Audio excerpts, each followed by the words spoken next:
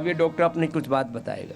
आज कई रिसर्च से लेकर के आए हैं, मेधा क्वाथ, मेधावटी, मेमोरी ग्रीट, न्यूरो ग्रीट, ये ऐसी चीजें हैं साहब, रजत भस्म और रजत भस्म, जो काम धरती पर आज तक किसी ने नहीं किया रिसर्च के फील्ड में, वो काम पीआरआई में हमारे आदरणीय डॉक्टर अनुराग वार्ष्णेय कर रहे हैं, पूज्य श्रद्धेय आचार्य भागचंद जी के मार्गदर्शन में। और हम भी बीच बीच में अपने आहुति लगाते रहते हैं, 3 महीने में एक बार मीटिंग लेते रहते हैं और उसमें बताते रहते हैं भाई अब इस दिशा में आगे बढ़ो। ओम स्वामी जी प्रणाम, आप सबको भी मेरा प्रणाम। आज स्वामी जी हम बात करेंगे ब्रेन फैक्ट्स के बारे में। हमारे ब्रेन में किस तरीके की किस टाइप की चेंजेस होते हैं। हमारे ब्रेन में लगभग 86 बिलियन सेल्स होती हैं स्वामी जी। 86 बिलियन। तो दुनिया की पॉपुलेशन है उससे 10-12 गुना ज़्यादा सेल्स सिर्फ हमारे ब्रेन के अंदर हैं। कितने बताए? 86 बिलियन, 86 बिलियन सेल्स। 86 बिलियन। पूरे शरीर में तो 37 ट्रिलियन है। हाँ, उसमें 86 बिलियन ब्रेन में है। ब्रेन में स्वामी जी। हाँ। और ब्रेन के अंदर आपस में कम्युनिकेशन बहुत अच्छा होता है। हम कहते हैं कि मनुष्य एक सामाजिक प्राणी है, तो वो सामाजिक प्राणी होने की अवधारणा स्वामी जी ब्रेन से शुरू होती है। हाँ। जहाँ सब सेल्स आपस में कनेक्टेड रहते हैं। और अगर हम ये देखें कि अगर हम रेत के एक टुकड़े के बराबर, रेत के दाने के बराबर अगर हम ब्रेन का टुकड़ा लें तो उसमें स्वामी जी लगभग 1 लाख न्यूरॉन्स होंगे। और वो एक छोटे से रेत धूल के कण के बराबर 1 लाख होंगे स्वामी जी। और क्या खास बात है, वो 1 लाख सेल्स आपस में इस तरीके से जुड़े हुए हैं कि रेत के एक कण के अंदर जिसमें 1 लाख सेल हैं उसके अंदर 1 बिलियन सिनेप्स होते हैं। मतलब उनके आपस में कनेक्शन, एक सेल जो दूसरे से कनेक्ट होता है और उनको स्वामी जी हम सिंगल सिनेप्स कहते हैं। तो जहाँ 1 लाख सेल्स हैं वो ये स्नैक्स खाते हो ना, वो स्नैक्स नहीं है, ये स्नैप्स है। हाँ, ये स्नैप्स है, वो स्नैक्स है स्वामी जी। वो मेरा दूसरा वाला एरिया है अभी। देखो ऐसे साइंटिफिक वर्ल्ड की बात करने वाला भी मजेदार डॉक्टर है ना। चलो इसके लिए ताली बजाओ, बहुत अच्छा डॉक्टर खोजा है हमने। हाँ, बड़ी मेहनत करके। तो समझिए वो जो स्नैप्स हैं वो उनका नंबर बहुत ज़्यादा होता है सेल्स के मुकाबले। एक सेल्स कई सेल्स से अलग तरीके से जुड़ी होती है। और हमारी लर्निंग जो है स्वामी जी उसी स्नैप्स के पावर पे डिपेंड करती है। उसको हम बोलते हैं स्नैप्टिक प्लास्टिसिटी। मतलब क्या सीख रहे हैं हर एक स्नैप्स ये तय करता है। और एक कोशिका, एक न्यूरॉन दूसरे तक अपने सिग्नल भेजती है। और मैंने सुना है 14 साल तक लर्निंग कैपेसिटी ज़्यादा रहती है। हाँ, ज़्यादा रहती है, क्योंकि स्वामी जी हमारे जो न्यूरॉन्स हैं, हमारे जब हम पैदा होते हैं वो कुछ एक्स अमाउंट ऑफ न्यूरॉन साथ पैदा होते हैं, वो डिवाइड होकर बढ़ते रहते हैं। 14 साल की उम्र तक ही उनमें डिवीजन होता है। हाँ। 14 साल के बाद स्वामी न्यूरॉन्स का डिवीजन रुक जाता है और नए कोशिकाएं, नए सेल्स नहीं बनते। डिवीजन से कोशिकाएं बनती हैं। ये जो 1 के 2, 2 के 4, 4 के 8, 1 से 2, 2 से 4, 4 से 8, 8 से 16, और वो मल्टीपल होता है, डबल होता है। वो 2, 4, 5, 10% पे नहीं होता, वो 100% में ग्रोथ होती है। ऐसे स्वामी जी अगर हम इसका छोटा एग्जाम्पल समझें कि अगर एक बैक्टीरिया को लें जो 20 मिनट में 1 से 2 हो जाता है, तो अगर हम उसे एक छोटे बीकर में छोड़ दें तो बहुत जल्दी ही वो बीकर बहुत पूरा भर जाएगा। क्योंकि उसकी ग्रोथ 1 के 2, 2 के 8, 8 के 64 ऐसे नंबर बनते जाते हैं। मल्टीपल होते जाते हैं। तो ऐसा ही ब्रेन के अंदर भी होता है जब छोटे बेबी होते हैं।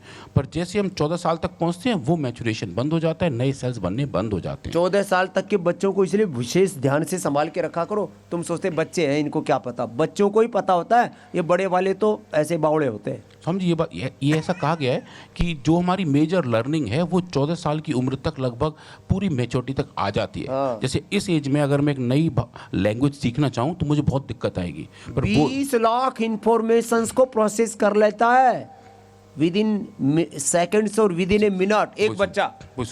और बड़े की जो कैपेसिटी है वो 40 पर आ जाती है, उसमें जाती है।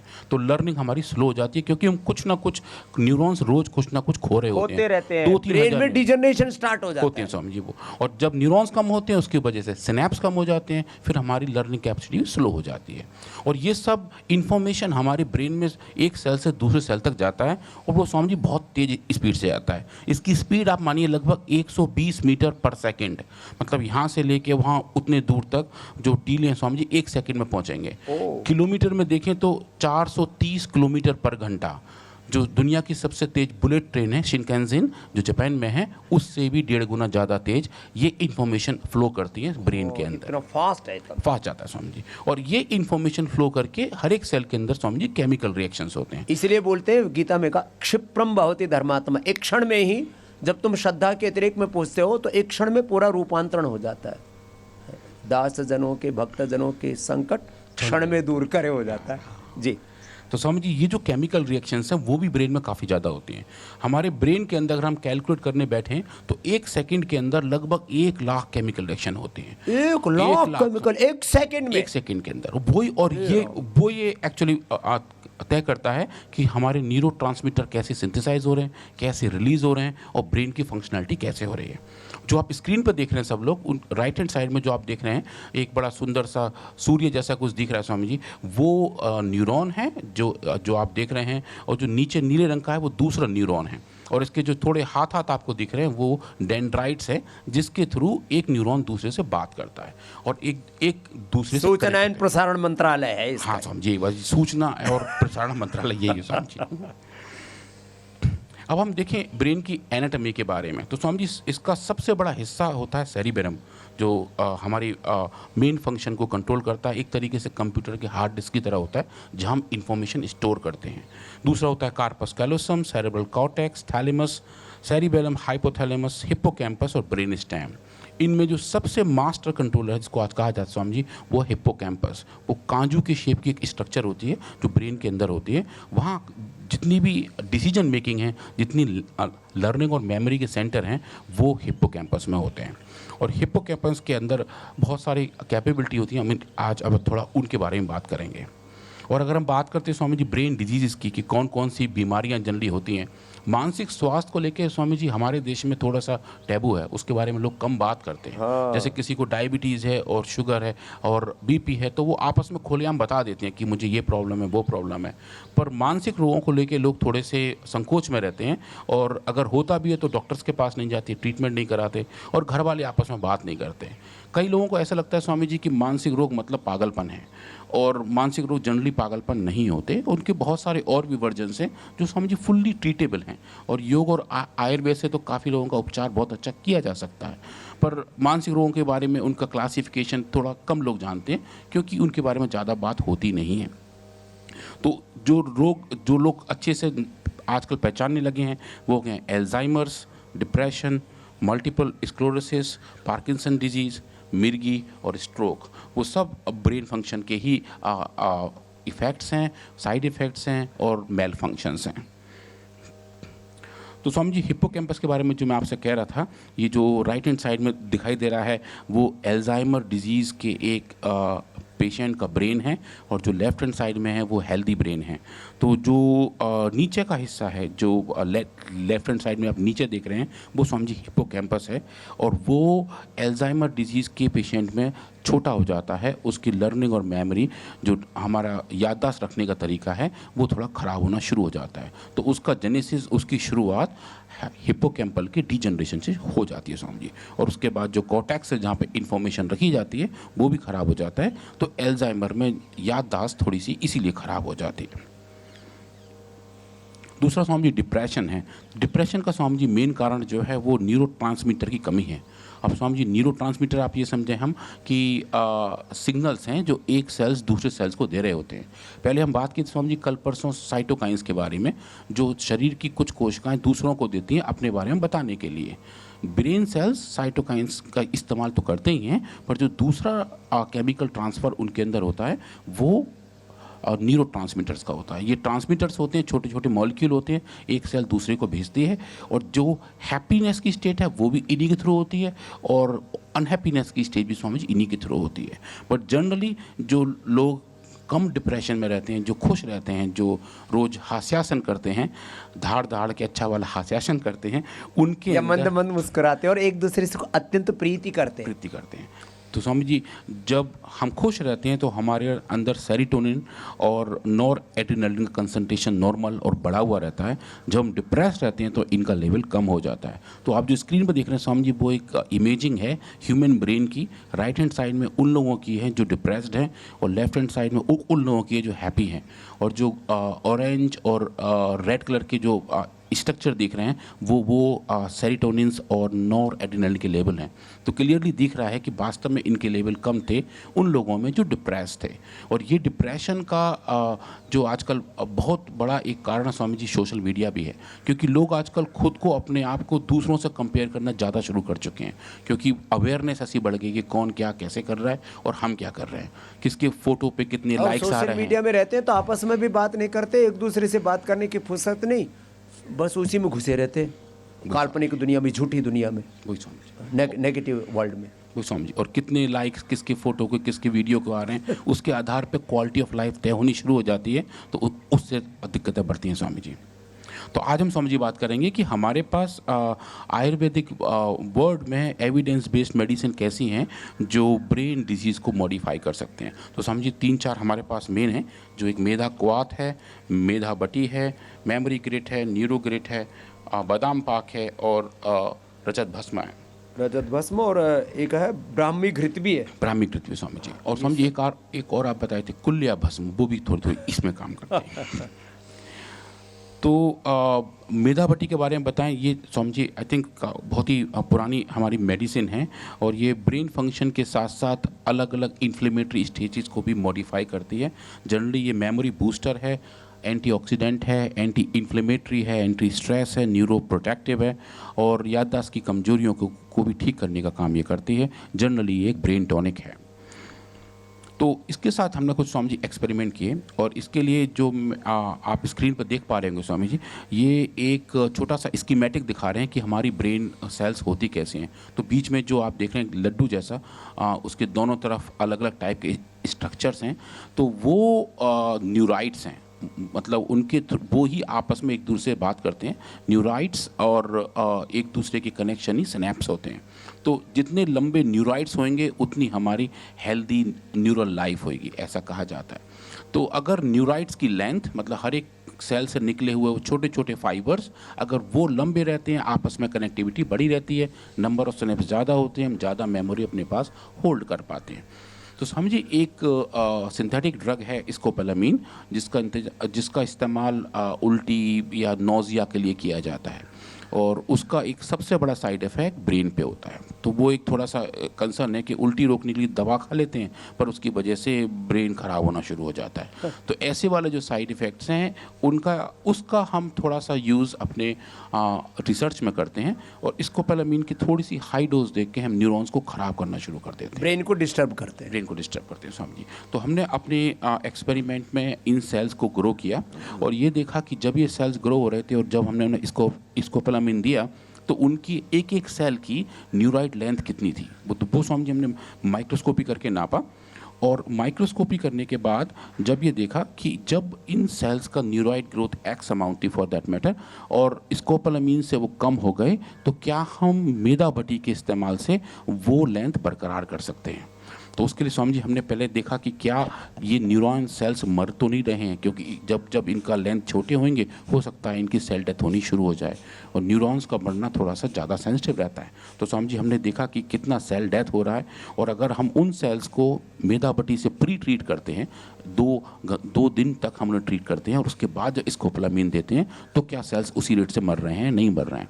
तो आप जो कहते हैं स्वामी जी कि इन औषधियों के इस्तेमाल करने से हमारा ब्रेन हेल्दी बना रहता है, वो मॉडल हमने टेस्ट करने का प्रयास किया कि पहले सेल्स को प्री ट्रीट किया, उसके बाद ही इनको इंसल्ट दिया, तब इनको हमने वो कंपोनेंट दिए जिससे सेल्स मर सकते हैं। और स्वामी जी डेटा बहुत एक्साइटिंग आए थे। ये डॉक्टर कुणाल भट्टाचार्य की टीम ने वाला काम किया था और उन्होंने दिखाया स्वामी जी कि ऐसी डोज लगभग 30 मिलीमोलर ऑफ स्कोपोलामीन जिसने लगभग 80% सेल्स मार दिए थे, उस डोज पे जब हमने दिव्य मेधा बटी को दिया था स्वामी जी तो 90% सेल्स की लाइफ बची हुई थी स्वामी। क्या यानी विपरीत परिस्थितियों में भी आप अपने ब्रेन को संभाल सकते हो मेधावटी से। स्वामी जी, और अब हमने देखा अगर सेल बच रहे हैं तो कैसे बच रहे हैं, तो फिर उसके लिए स्वामी जी डिटेल माइक्रोस्कोपी करके देखा कि ये जो आप स्क्रीन पर देख रहे हैं स्वामी, जो ग्रीन ग्रीन डॉट्स दिख रहे हैं वो नॉर्मल हेल्दी सेल्स हैं, और जो ब्लू ब्लू हैं वो उनके न्यूक्लियस हैं।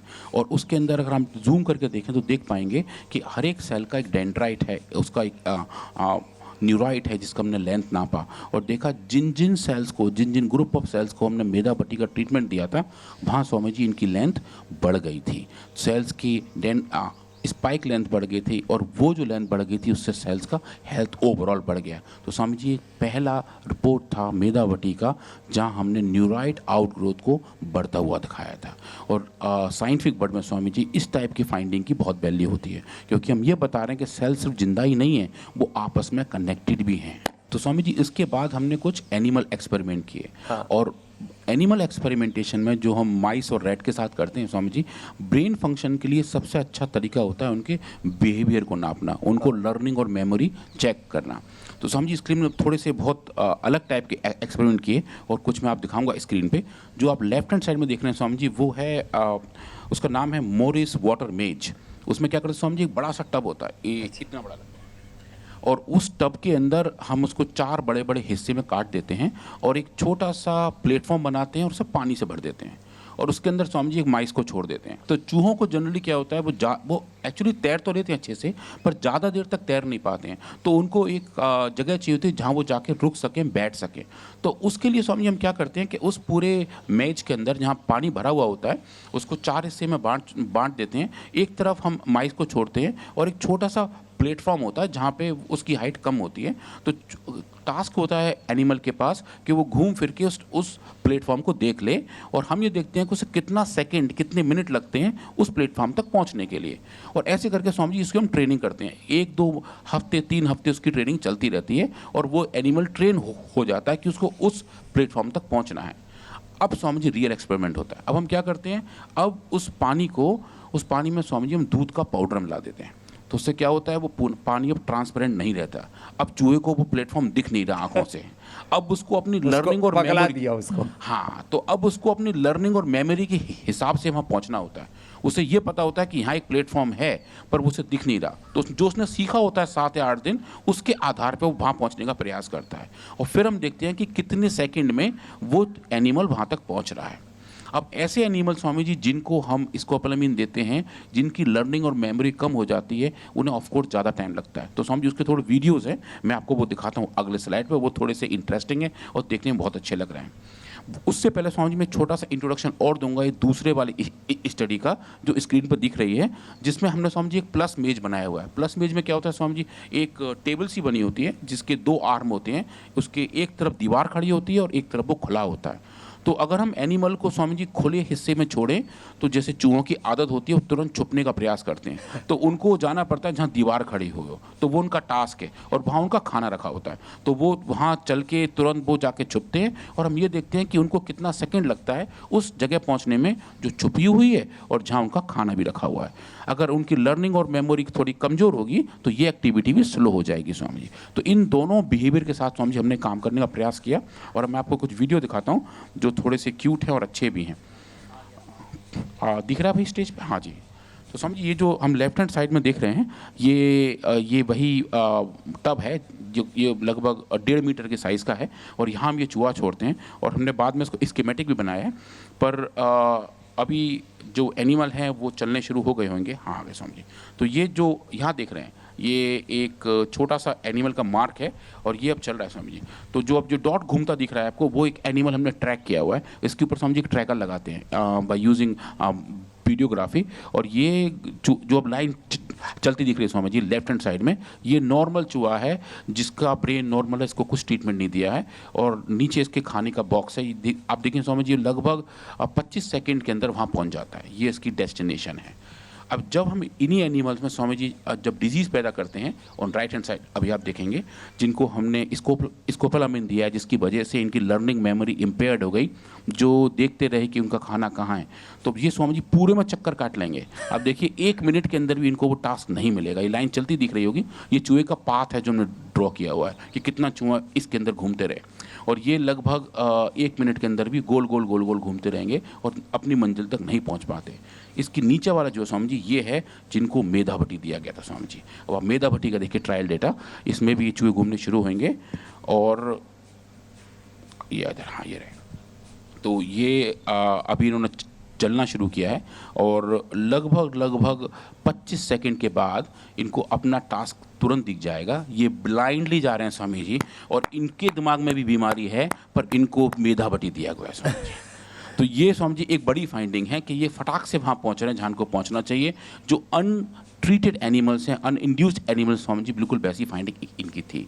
और बिल्कुल नीचे वाला जो डेटा है, मतलब स्वस्थ एनिमल की तरह बिहेवियर करने लगे, स्वस्थ की तरह करने के लिए। और लेफ्ट हैंड साइड में जो आप देख रहे हैं स्वामी जी, एलोपैथिक की सिंथेटिक वर्ड की एक और दवा है, हाँ, पैरासीटम, जो लोगों को दी जाती है अपनी जब उन्हें दिक्कत ज़्यादा होती है, पर ये नींद वाली दवा है। इसे खाते हैं तो लोग बहुत देर तक सोते रहते हैं, इसका साइड इफेक्ट है, पर इससे लर्निंग थोड़ी सी होल्ड होती है।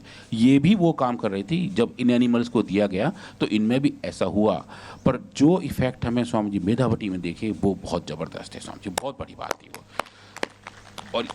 और ये स्वामी जी एक लंबा एक्सपेरिमेंट था, इसको ट्रेन करने में एनिमल को स्वामी जी हमें बहुत सारा टाइम लगा, और ये पूरा डेटा लगभग हमें 4 महीने में सबने ये सब खत्म किया। 4 महीने लगे, 4 महीने लगे स्वामी जी। और ये एक एनिमल नहीं स्वामी जी, ये ऐसे हमने लगभग 25 एनिमल चला रहे थे। तो ये जो डेटा आता है वो एक पॉपुलेशन डेटा आता है, और आप उसको फिर बाद में एनालाइज करके स्वामी जी इस फॉर्म में दिखाते हैं। आप जिन्हें रंग बिरंगे पट्टे कह रहे हैं, ये वही वाले रहे। ये टोटल हमने इनको 2 हफ्ते पहले तक दवा भी खिलाई थी, 2 हफ्ते बाद में भी खिलाई थी, और देखा कि टोटल अमाउंट ऑफ टाइम जब एनिमल्स को कितना लगा, जिसको हम एस्केप लेटेंसी कहते हैं, वो स्वामी जी डोज डिपेंडेंट तरीके से मेधावटी ने रेगुलेट किया था, जो डिजीज़ की वजह से पैदा हो रहा था। तो ये स्वामी जी हमारी पहली अच्छी फाइंडिंग थी जो हम मेधावटी में देख पाए थे।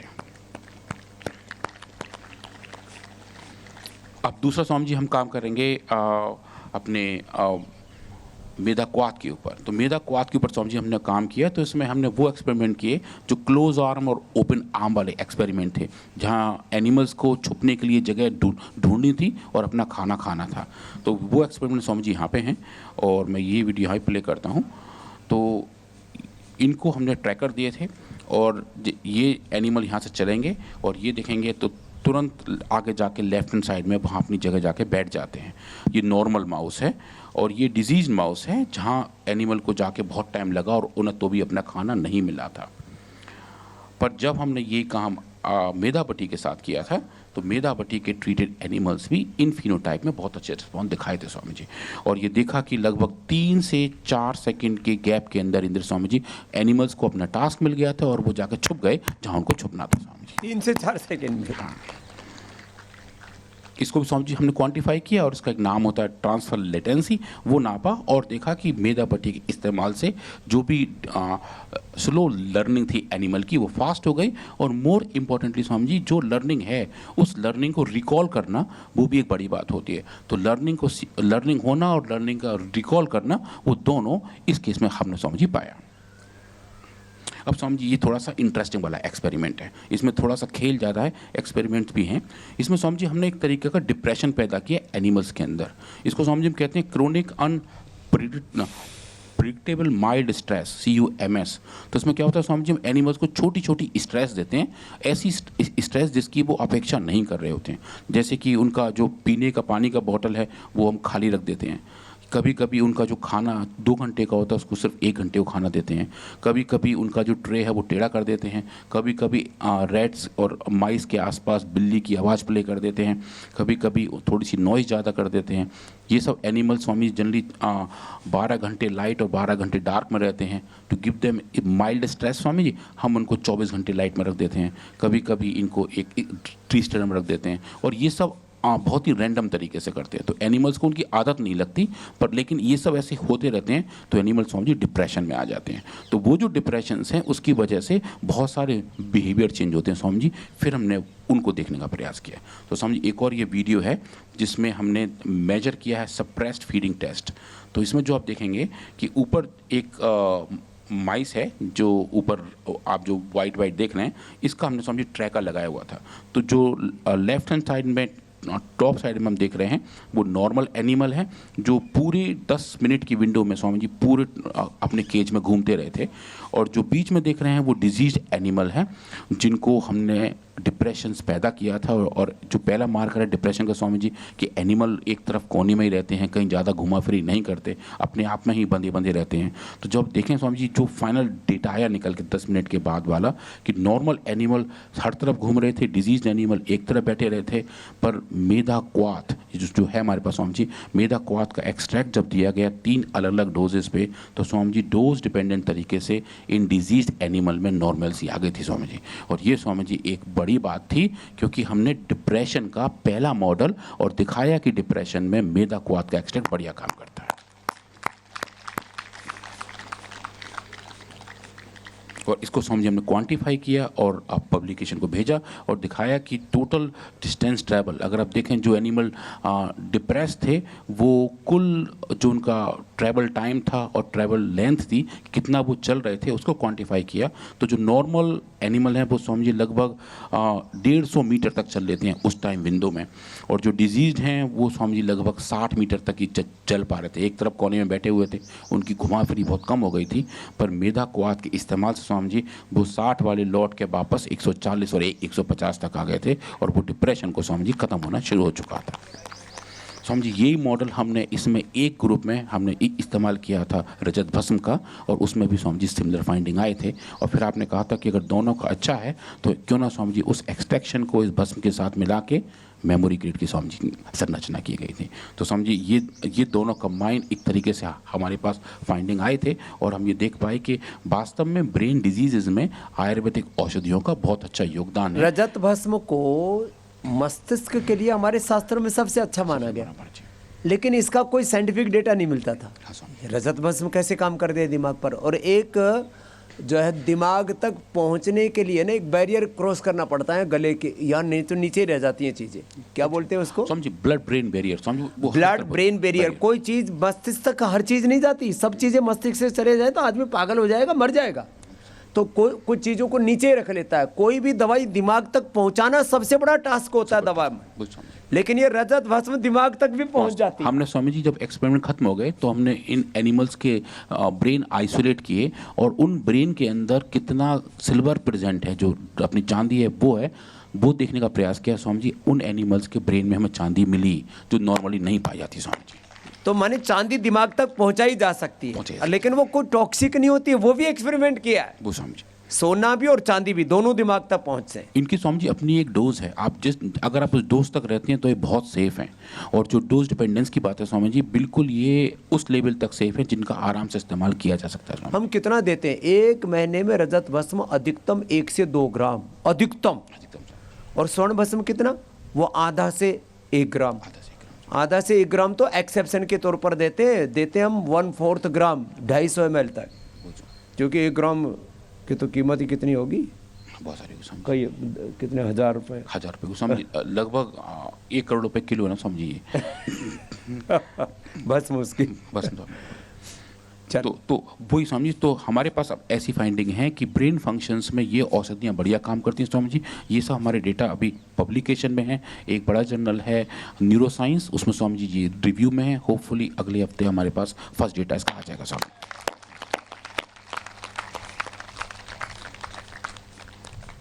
तो स्वामी जी आज के लिए इतना ही। कल हम स्वामी जी बात करेंगे थायरोग्रिड के बारे में।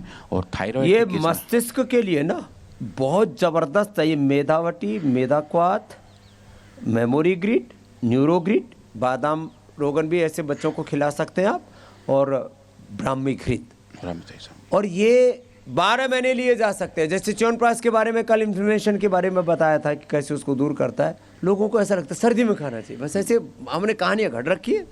जैसे बाजरे के बारे में गर्मी में सर्दी में खाना चाहिए, गर्मी में बाजरा नहीं खाना चाहिए। मुर्गा खाते रहेंगे, अंडे भी खाते रहेंगे। अंडे खाते रहेंगे, मिर्च मसाले खाते रहेंगे, बाजरा नहीं खाना चाहिए। अब पूजा करके जब हमने बार बार करा, भाई राजस्थान, दक्षिण हरियाणा, गुजरात में 12 महीने बाजरा खाते हैं और हमारा शरीर भी बाजरे का ही बना हुआ वज्र जैसा है। फालतू के चक्करों में पड़े रहते हैं। आप घरों में भी जा करके सारी थेरापियां लिया करो, उपवास भी संडे के दिन किया करो। लोग उपवास संडे के दिन सबसे ज्यादा खाते हैं, संडे के दिन उपवास किया करो और दिन भर अपने आप को किस में बिजी रखो, योग में, प्राणायाम में, ध्यान में, यज्ञ में, स्वाध्याय में, जप तप में, कीर्तन में। इतने अच्छे टास्क होते हैं करने के लिए।